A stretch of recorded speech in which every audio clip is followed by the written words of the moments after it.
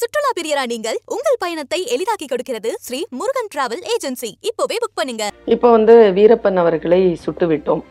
அவர்களோடு வணிக தொடர்பில் இருந்த சந்தனக்கட்டைகளையோ யானை தந்தங்களையோ அல்லது பண பரிவர்த்தனைகளையோ செய்தவர்கள் மீது சரியான வகையில் நடவடிக்கை இதுவரைக்கும் எடுக்கப்பட்டதாக ஃபுல் ரிப்போர்ட்.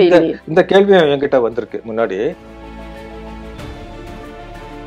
அதாவது வீரப்பன் அந்த ராஜ்குமார் கடத்த அந்த முடிச்ச உடனே 500 நோட்டு அப்போ நிறைய வந்திருக்கு அப்படின்னு சொல்லிட்டு, அப்புறம் இங்கே வில்லேஜஸ்ல எல்லாம் 500 நோட்டு புழக்கத்தில் வந்துச்சு அப்படின்னு சொல்லி இன்டெலிஜென்ஸ் வரும். இன்றைக்கு இருக்கக்கூடிய காவல்துறை சுதந்திரமாக செயல்படுவதாக நினைக்கிறீர்களா? I am talking about not Tamil Nadu police. Every police in India will be able to do much better if அந்த பொலிட்டிக்கல் கண்ட்ரோல் இல்லாம நியூட்ரல் கண்ட்ரோல் கொண்டு வந்துட்டோம்னு சொன்னா it will be good for the public. Police ஸ்டேஷனுக்கு போறதுக்கு பயப்படுறாங்க, பெண்கள் வரக்கூடாது, இதெல்லாம் பார்த்தா ரொம்ப அதிசயமா இருக்கும். எனக்கு ஃபிட்டா இருக்க மேல ரொம்ப அட்மிரேஷன் வந்தா கூட கொஞ்சம் கவனிக்க முடியாத போலீஸ் மேல எனக்கு சிம்பத்தி தான். எனக்கு அவருக்கு சரியான சமயத்தில் சாப்பிட்றதுக்குள்ள வாய்ப்பு, சரியான சமயத்தில் எக்ஸசைஸ் செய்யக்கூடிய வாய்ப்பு அவருக்கு ரொம்ப குறைவு.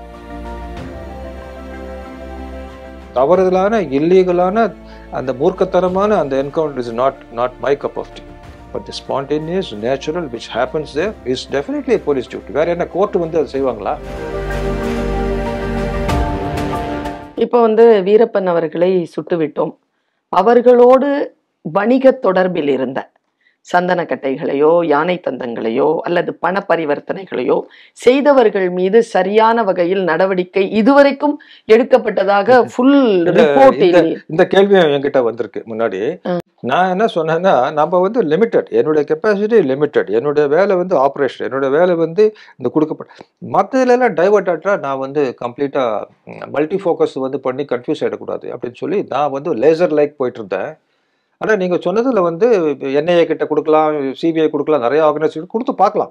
இப்போ கூட சில கேஸில் அரசியல் தலையீடுகள் எப்படி சார் இருக்கு? எனக்கு ஒன்றும் அரசியல் தலையீடு இல்லை. என்னை பொறுத்தவரை மேடம் ஜெயலலிதா இருந்தாங்க, அது தலையீடு இல்லை. அது நீங்கள் என்ன வேணா பண்ணுங்க, இது ஆப்ரேஷன் நல்லபடியாக நடக்கணும். இல்லை, காவல்துறைக்கு எப்பவுமே அரசியல் தலையீடுகள் இருப்பதில்லை. இந்த ஆப்ரேஷன் சொல்றீங்களா ஜென்ரலா சரி. இப்போ அரசியல் தலையீடு எக்கச்சக்கமாக இருக்க வாய்ப்பு உண்டு. எனக்கு அந்த டேஸ்ட் எனக்கு பிடிக்கல, எனக்கு வரவும் இல்லை. என்கிட்ட தலையிட்டு யாரும் இல்லை. ஒரு தடவை ஏஎஸ்பி பட்டுக்கோட்டையா இருக்கும்போது என்கிட்ட யாரோ ஒரு சின்ன விஷயம் சொன்ன உடனே நான் ஒன்று கார்டனுக்கு சொல்லவா அப்படின்னு சொன்னேன். ஒருத்தர் என்கிட்ட ஏதோ ஒரு தெரியாசனமாக சொல்லிட்டாரு, உடனே நான் கார்டனுக்கு சொல்லவா அப்படின்னு. அப்போனா தோட்டம் என்றால் பாருங்க இந்த தோட்டம். அவங்க உண்மையாகவே நினச்சிட்டான் இவர் எம்ஜிஆர்ட்ட டேரெக்டாக பேச. நான் ஒன்றும் எம்ஜிஆர்ட்ட பேசுறது இல்லை, அவன் தாள் நம்பிட்டான்.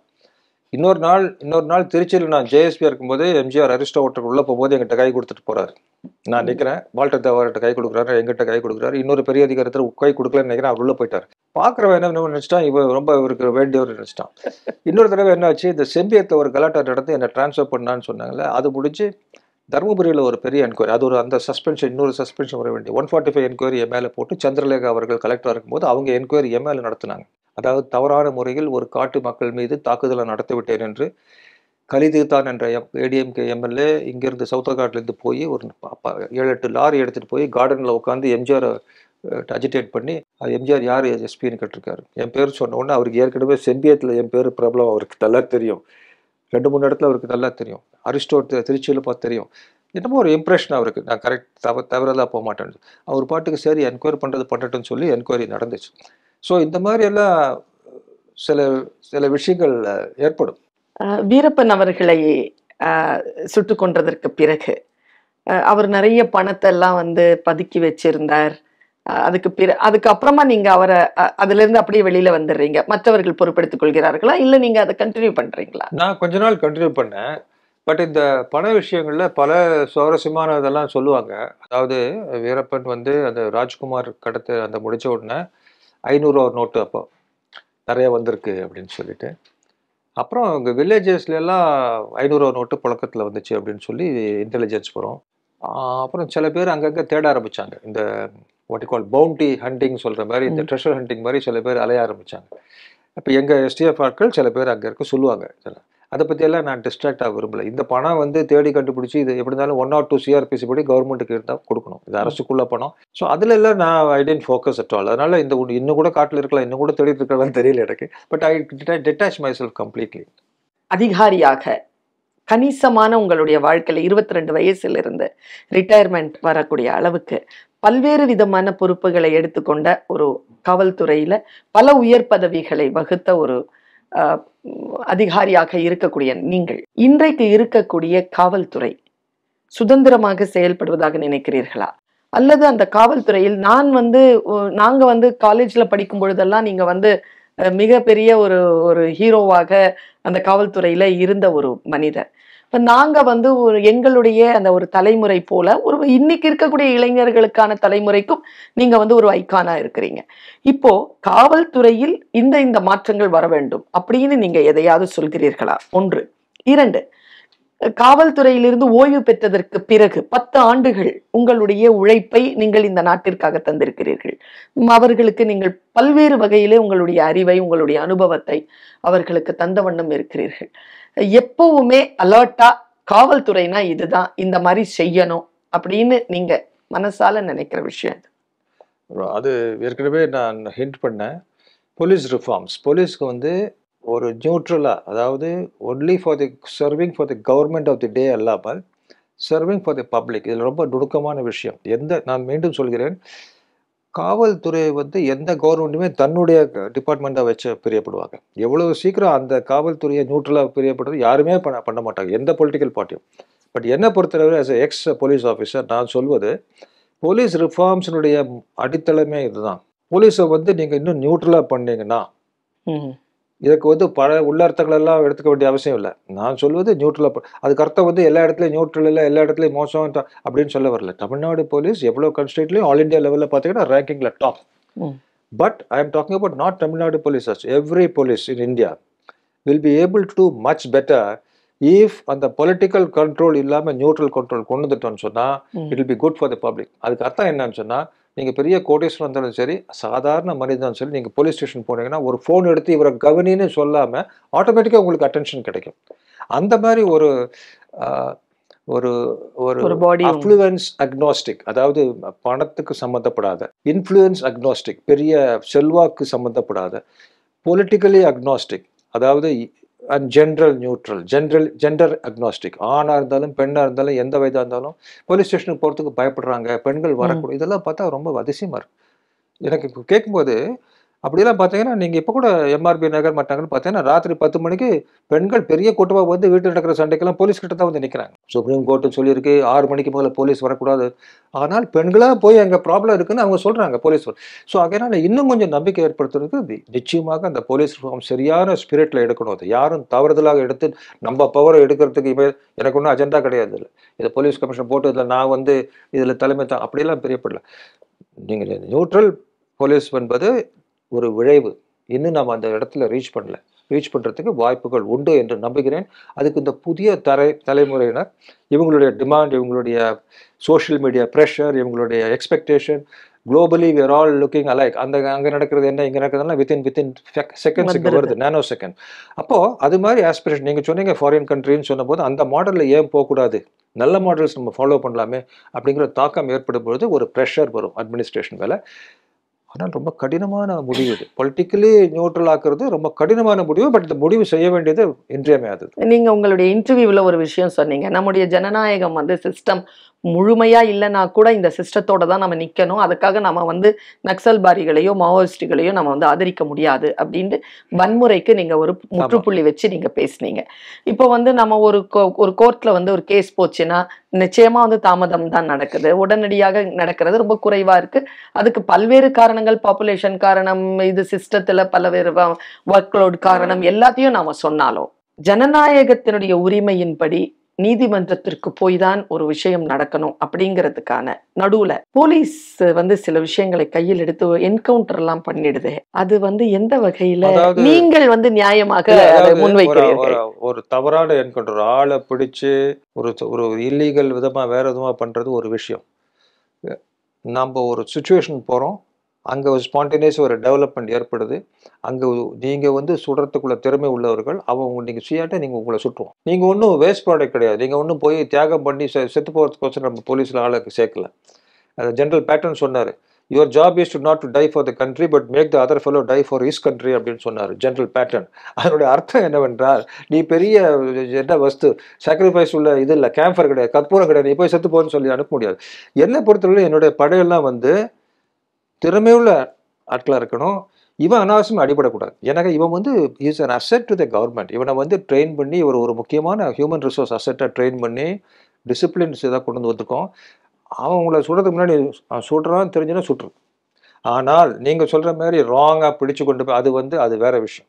ஐ ஆம் நாட் ஃபார் தட். ஐ ஆம் ஃபார் ஸ்பான்டேனியஸ் நேச்சுரல் ஏற்பட்டுனா அந்த இல்லாட்டி வேறு யாரும் செய்வா. போலீஸ் இந்த என்கவுண்டர் செய்யாட்டி என்கவுண்டர்னா நான் சொல்கிறேன் again I want to clarify which happens in the course of that transaction, which naturally, spontaneously action flows into that, then you should be fluent enough, you should be proficient and capable enough to respond. இல்லாட்டி நீ அடிபட்டு வருவாய். சித்ரக்கூட் என்கிற ஊரில் யூபியில் ஒரு encounter நடக்குது. அதில் பார்த்தேன்னா நான் பார்த்து ரொம்ப ரொம்ப வருத்தப்பட்டேன். நான் வந்து என்பிஏல டைரக்டராக இருக்கேன். இந்த துப்பாக்கி விஷயமா ரொம்ப நாளாக நான் வந்து ஸ்டடி பண்ணி இந்த டாக்டிக்ஸ் மற்றெல்லாம் படிக்கிறதுனால அங்கே என்ன நடக்குது, ஒரு 300-400 பேர் அங்கே போகிறாங்க போலீஸ். அவன் வந்து 2-3 இருக்கான். அவன் விண்டோ வழியாக அவன் பார்த்து விண்டோ பக்கத்தில் ஒழிஞ்சிட்டு அவன் எந்திரிச்சு டபால் சொல்கிறான், நம்ம ஆளுங்க அடிப்படுறான்.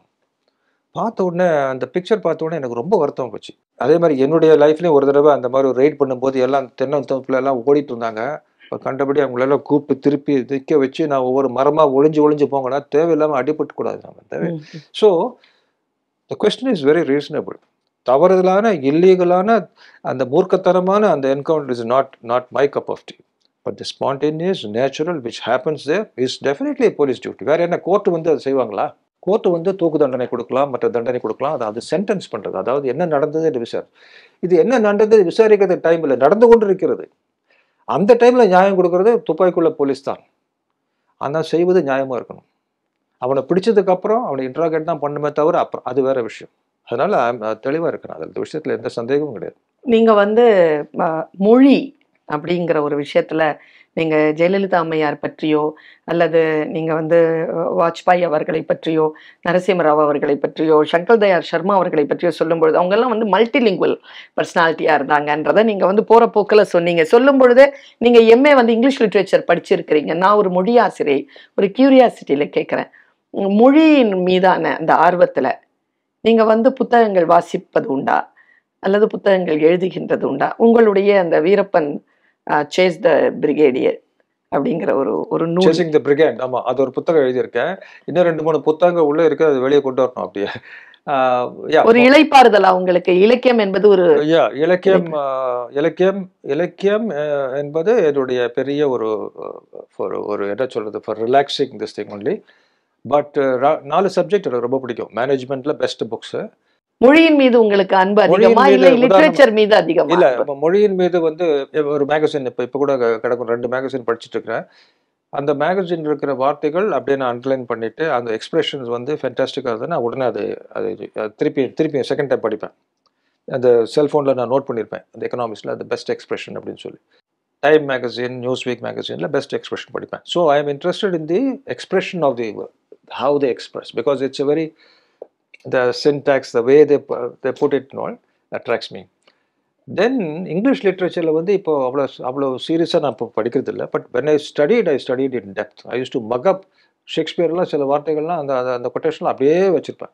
ஹேம்லெட்லாம் இப்போ ஒரு தடவை படிச்சேன்னா ஒரு 400-500 லைன் ஸ்மூத்தாக சொல்லிடுவேன். ஆமாம். So I had a fascination and passion for good expression in literature and poetry also. அந்த மாதிரி தான் poetry, English poetry. தமிழில் வந்து எனக்கு ஒரு ஹேண்டிகேப் என்னென்னா, நான் எஸ்எல்சி முடிச்சதுக்கப்புறம் அப்படியே இந்த லைனில் போனதுனால தமிழில் எனக்கு பற்றுதல் ரொம்ப சில அட்ராக்ஷன் இருந்தால் கூட I could not pursue. I like certain things very much. But அதில் டீப்பாக நான் இப்போ பொன்னியின் செல்வன், அந்த கடல் புறா, அதெல்லாம் அந்த ஸ்டூடெண்ட் டைமில் நிறைய படிச்சிருக்கேன். பட் பின்னாடி வந்து I know it's a great this thing, but அதில் வந்து ஆழ்ந்து அதில் உள்ளே போக முடியல என்னால். So I read 3-4 subjects. I very fond of military history, general history, fiction ரொம்ப படிப்பேன். ஃபிக்ஷன் டாப் ஃபிக்ஷனில் படிப்பேன். தென் மேனேஜ்மெண்ட் புக்ஸ் படிப்பேன். இது எப்போவுமே 4 புக்ஸில் ஏதோ ஒன்று. சினிமா, பாட்டு, சினிமா வந்து நீங்க ஒரு விஷயம் சொல்லி இருக்கிறீங்க, நான் எந்த என்டர்டெயின்மெண்ட்டையும் வந்து விடுறது இல்ல, ஃப்ரெண்ட்ஸோட போறது பேசுறது, அந்த வயசுல என்னென்ன ஜாலியா இருக்கணுமோ அதெல்லாம் கரெக்டா கட்டுப்பாடோட அந்த ஜாலியா இருந்திருக்கேன். ஆனா வந்து படிக்கவும் செஞ்சிருக்கேன். இப்போ எப்படி உங்களுடைய லைஃப்ல சினிமா பாப்பீங்களா? இப்போ வந்து இப்போ டிவி வந்து இந்த ஒரு ரூம்ல ஒரு டிவி, அங்க ஒரு ரூம் டிவி இருக்கு. இந்த ரூம் எனக்குள்ள டிவி நான் வச்சிருக்கேன். பட் இந்த பக்கம் அதிகம் உட்காருது இல்லை. அந்த பெட்ரூம் டிவியில் ஒய்ஃப் தான் கண்ட்ரோல் பண்றாங்க. அதனால நான் எப்படி பழகிட்டேன்னு சொன்னா, நான் தூங்கும்போது டிவி பாட்டுக்கு ஓடிட்டு இருக்கோம், நான் அப்படியே பழகிட்டேன். இப்போ ஸோ பிக்சர் காமனாக இன்ட்ரெஸ்ட் உள்ள சில படம் பார்ப்போம். இப்போ ஹிந்தியில் ஜவான் அப்படிங்கிற ஒன்று பார்த்தோம். அப்புறம் போர் தொழிலா இங்கே ஒரு சரத்குமாரோடைய படம் ஒன்று பார்த்தோம். ரொம்ப ஃப்ரீக்வெண்ட்டாக பார்க்கறது இல்லை. ஓடிடியில் சம் சீரியல்ஸ் செலக்டிவ்ல பார்ப்போம். பிடிச்ச ஹீரோ, பிடிச்ச ஹீரோயின்? எனக்கு நிறைய ஹீரோஸ். நீங்கள் ஐகான் சொல்லும்போது ஈவன் ஃபிட்னஸ், இப்போ இவங்கெல்லாம் வந்து கஷ்டப்பட்டு சூர்யா வந்து ஒரு படத்துக்கோசரம் பாடியெல்லாம் கஷ்டப்பட்டு ஸ்டீராய்டு எல்லாம் என்ன பண்ணுறாரோ பாடி அப்படி பார்க்கும்போது நான் யோசிக்கிறேன், எவ்வளோ கஷ்டப்பட்டு எவ்வளோ முயற்சி எடுத்து அது பண்ணுறாங்க. ஸோ அவங்க அதுவும் that also becomes my role model in certain things. I like many of this actors. அவங்க நடிப்பு திறமை தனி, அது வேறு டிபார்ட்மெண்ட்டு. அவங்களுடைய ஃபிசிக்கல் இதுக்கோசரம் அவங்க பண்ணுறாங்க இல்லையா. ஹிந்தி ஆக்டர்ஸ் நிறைய பேர் இருக்காங்க. Aamir Khan for example is fantastic actor. I have seen him also. Akshay Kumar எனக்கு ரொம்ப தெரிஞ்சவர் ஆல்சோ. நீங்க பேசுற அந்த ஆட்கள் எல்லாம் பார்த்தோன்னா பிசிக்கலை வந்து ரொம்ப அழகா பிசிக்கை வந்து ரொம்ப அழகா வச்சிருக்கிறவங்களா சொல்றீங்க.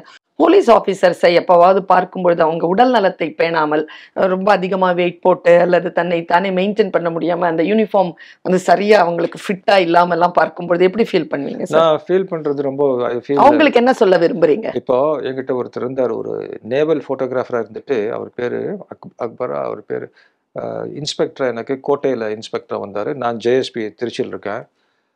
ஒரு மீட்டிங் நடந்துட்டு இருக்கு. நிறுத்துறேன். நீங்க வந்து 10 out of 10ங்கிறது குதிரை ஏற்றத்துக்கோ துப்பாக்கிக்கோ சுடுறத அதுக்கு வாங்கினதை விட உங்களுடைய பிசிக்கு நீங்க வந்து அந்த யூனிஃபார்ம் போட்டுட்டு அதை எப்படி நீங்க நிக்கிறீங்களோ அந்த அப்பியரன்ஸ்க்கு 10 out of 10 வாங்கினவங்க அப்படின்னு நான் படிச்சிருக்கிறேன். ஆமா, அது 1200 மார்க் எங்க இதுல என்பிஏல. லா சட்டத்துக்கு 100 மார்க் நினைக்கிறேன், மற்ற ஃபோரன்சிக்கு 100 மார்க்கு, அப்புறம் மற்ற சப்ஜெக்ட்ஸ் என்ன சொல்கிறது, கிரிமினாலஜிக்கு 100 மார்க், இப்படியெல்லாம் நிறைய சப்ஜெக்ட்ஸ் இருக்குது. அதிலெல்லாம் நான் மார்க் ஃபுல்லாக வாங்கலை, அதெல்லாம் அப்படியே பாஸ் பண்ணி வந்துட்டேன். குதிரை ஏற்றத்துக்கும் எனக்கு மார்க் ஃபுல்லாக வரல. குதிரை வந்து 3 விதமான குதிரை இருக்குது, அதாவது 3 வித குதிரை ஏற்றங்க. ஒன்று வந்து ட்ராட், அது அப்படி போகிறது. இன்னொன்று கேண்டர், கொஞ்சம் ஃபாஸ்ட்டாக போகிறது. கேலப் என்று இன்னும் ஃபாஸ்ட்டாக போகிறது. இது ட்ராட்டாக ரொம்ப கஷ்டம், அதாவது குதிரையை அடக்கி அது மெதுவாக போடும். இந்த ட்ராட்டில் 0 மார்க் வாங்கிட்டேன் நான், 0. அந்த கேண்டரில் வந்து 5 out of 4 வாங்கிட்டேன் நினைக்கிறேன்.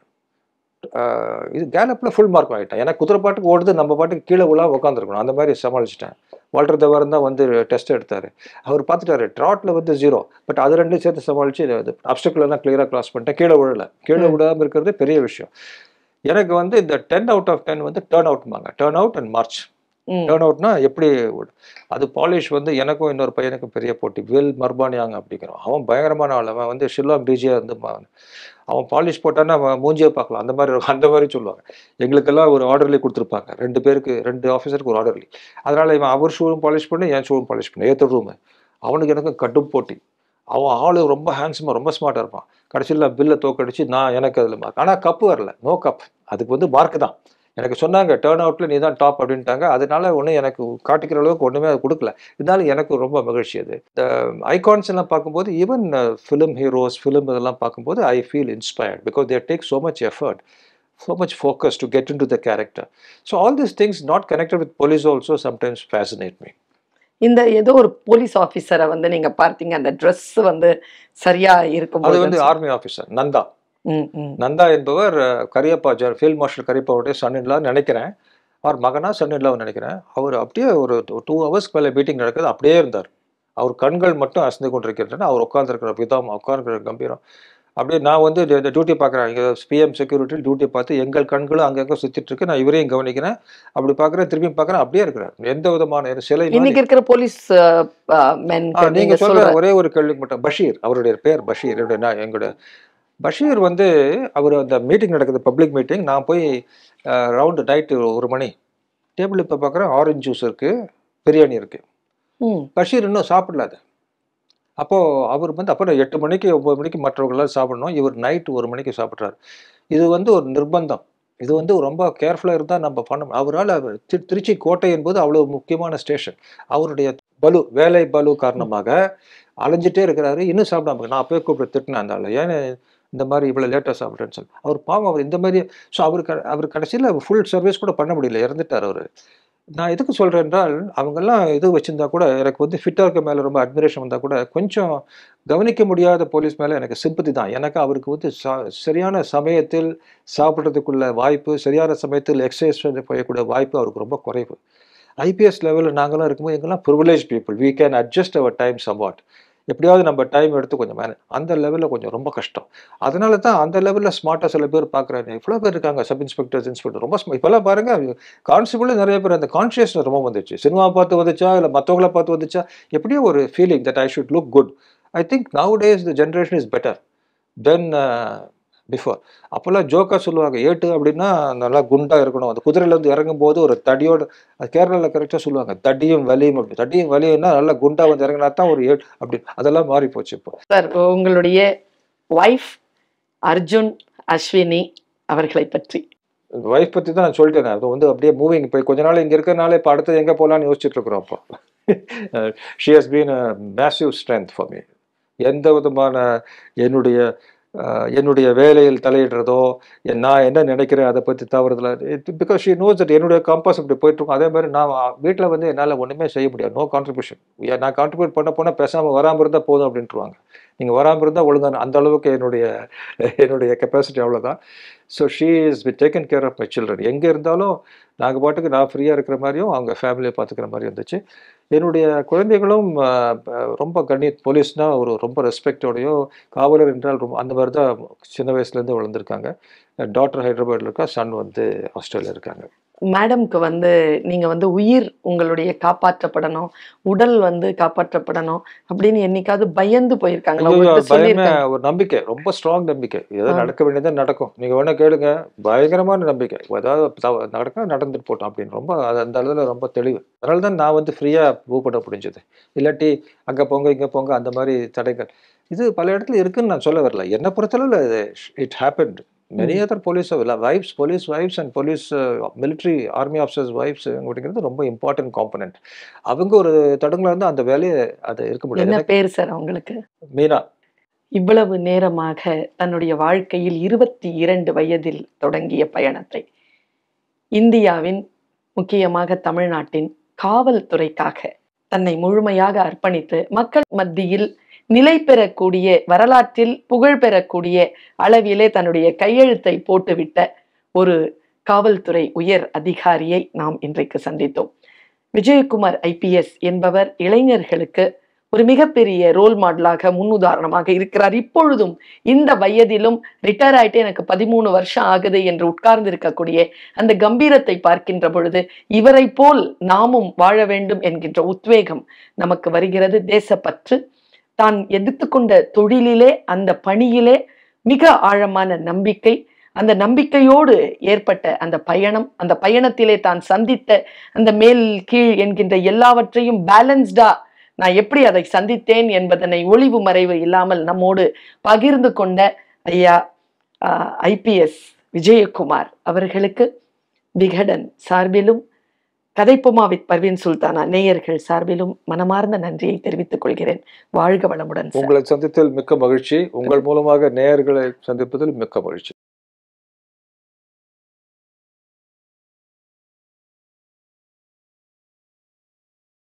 சுற்றுலா பிரியரா நீங்கள் உங்கள் பயணத்தை எளிதாக்க ஒரு சீக்ரெட். ஸ்ரீ முருகன் டிராவல் ஏஜென்சில உள்நாடு வெளிநாடுன்னு நினைச்ச இடத்துக்கு பிடிச்சவங்களோட போக இப்போவே புக் பண்ணுங்க. Shri Murugan travel agency.